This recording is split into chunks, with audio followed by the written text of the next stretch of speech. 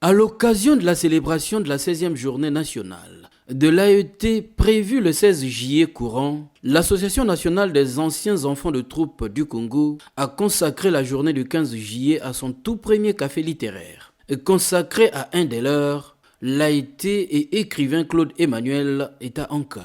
Cet échange littéraire a connu la présence des invités de marque, dont les AET venus d'autres amicales des différents pays africains.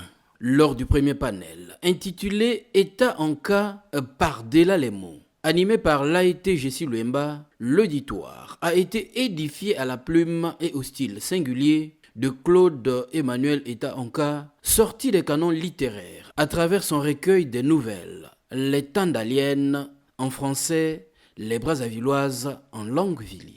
L'honneur m'échoit de sortir des sentiers battus de la poésie pour évoquer avec vous les nouvelles écrites par Claude Emmanuel Eta Anka, réunies à travers son recueil intitulé Les Tandaliennes.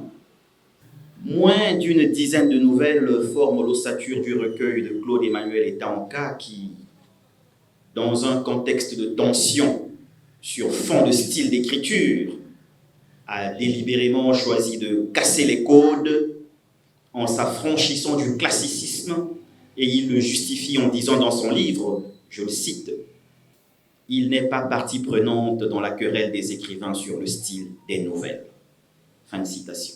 Au lieu de 12 nouvelles pour un recueil comme c'était la tendance, respectée d'ailleurs par Tati Loutard, avec Chronique congolaise ou Henri Lopez, avec Tribalique, Eta Anka a produit 6 nouvelles, je dis bien 6. Pour autant, peut-on vraiment lui faire un procès quand on sait que l'art n'est véritablement art, comme a coutume de le dire le professeur Kadima Zouji, que lorsqu'il y a transgression? Le second thème, intitulé Poétique et enracinement chez Claude Emmanuel Eta Anka, animé par l'AET Serge Eugène Ngoma Boubanga, a revisité l'œuvre poétique d'Eta Anka partant des thématiques liées à la famille, les années d'adolescence à l'école militaire, le préparatoire général Leclerc, les conflits politiques, l'engagement patriotique. La plupart ou certains poèmes de Claude Emmanuel Eta ont certainement dû être fécondés, soit sur le banc de l'école, soit encore en tout début de sa carrière. C'est dire davantage que Claude Emmanuel Eta Anka est un auteur fécond, un auteur polymorphe, en ce sens qu'il embrasse une multitude de thèmes, un auteur polygénérique qui n'a pas peur d'affronter différents styles ni différents genres, un auteur pour lequel, justement, nous nous réjouissons de lui rendre aujourd'hui cet hommage. L'adjonction de l'œuvre à la vie personnelle du poète semble très évidente.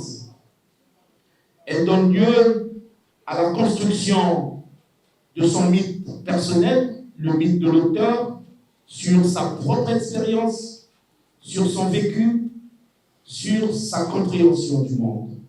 Le président de l'Association des anciens enfants de troupe du Congo, le colonel-major Rémi Ayos Ikunga, a souligné pour sa part la nécessité de pérenniser l'œuvre de Claude Emmanuel Eta Anka. À la famille Eta, je dis que, à la suite de l'intervention de l'ancien CRDO, l'héritage matériel existe sans doute. Nous ne nous y mêlons pas. C'est une affaire de famille. Mais nous pouvons travailler ensemble pour valoriser l'héritage culturel.